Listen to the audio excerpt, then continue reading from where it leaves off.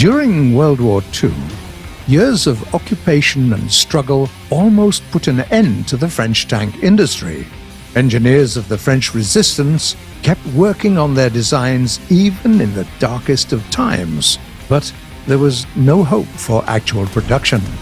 After the country was liberated, though, there was an immediate drive to rebuild the industry, and by the late 1940s, France got their first tank of the ARL-44 production series, and was almost ready to start the production of the AMX-13, a daring new light tank design incorporating an oscillating turret. That was far from enough, though. What the Republic needed was a more versatile vehicle with a lot of firepower. The AMX-50 project that was in the works for around 10 years failed to meet the expectations of the military. A few years prior, there was also an attempt to design a standardized European tank through a cooperative development program with West Germany and Italy. It didn't work out in the end, but that didn't prevent Germany and France from adopting tanks based on their own prototypes developed as a part of that program. The French tank created as a result of taking part in that venture entered service in 1966 under the name of the AMX-30.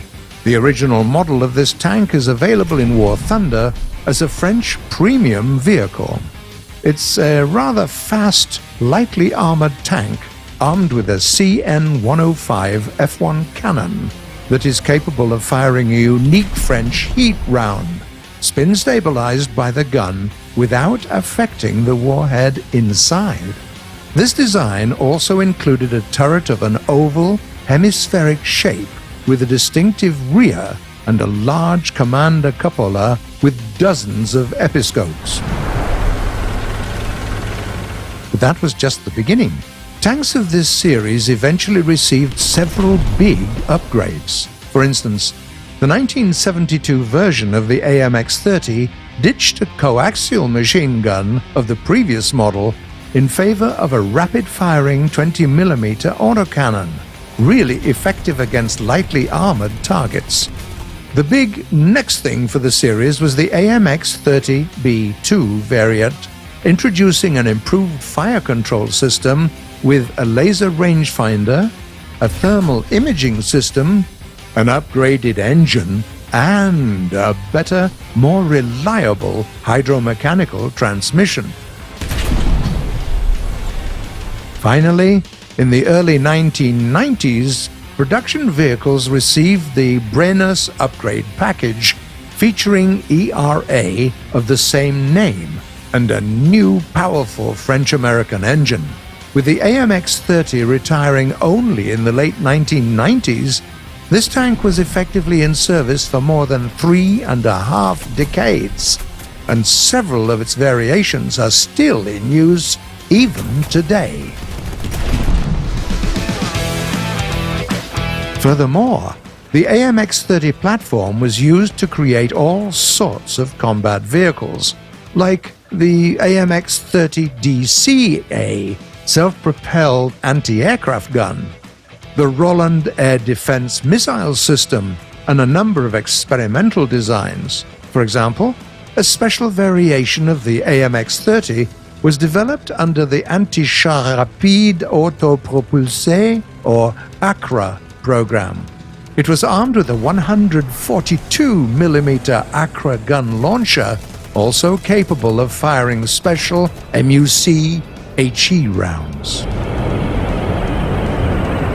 The AMX-30 Super was a kind of a fresh take on the old design. Thanks to the input of German engineers responsible for the project, the tank got a new smokescreen system, a more powerful engine, and a brand new stabilizer. In War Thunder, this tank sits on the premium track of the tech tree. This is one of the first French MBTs to come with a two-plane gun stabilizer. Historically, this design was created to attract potential customers in Saudi Arabia, but no buyers were found.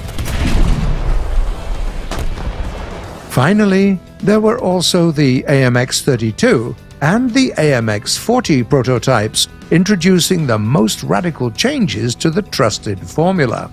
That was a chance for French engineers to experiment with composite armor layouts and to test the 120mm smoothbore guns of their own design. Both the AMX-32 and the AMX-40 were meant for export, though, while the French military needed a completely new combat vehicle to keep up with the times. The job to make such a vehicle was assigned to the veterans of the craft, the Atelier de Construction d'Issy-les-Moulineaux, also known by the acronym AMX that you're already familiar with. The new design was made in regards to the experience accumulated while working on export versions of the AMX-30, and it also incorporated some design choices made abroad to produce Western MBTs like the Leopard 2 or the M1 Abrams. This time, the team put a heavy emphasis on high-tech solutions with modern defense systems, expensive electronics, and an autoloader, which is somewhat uncommon in Western tanks. The AMX-56 Leclerc was adopted into service in 1993 and is still the country's main armored platform. For quite a long time, it was also considered one of the most advanced and the most expensive tanks in history, with every vehicle costing more than $10 million. The French were known as excellent tank builders since World War I, with their designs having a lasting influence on other manufacturers. French MBTs, in their turn, became a part of that long tradition of excellence, proving their worth time and time again throughout the years. What is the French MBT you're most curious about? We're itching to know, so please tell us in the comments below.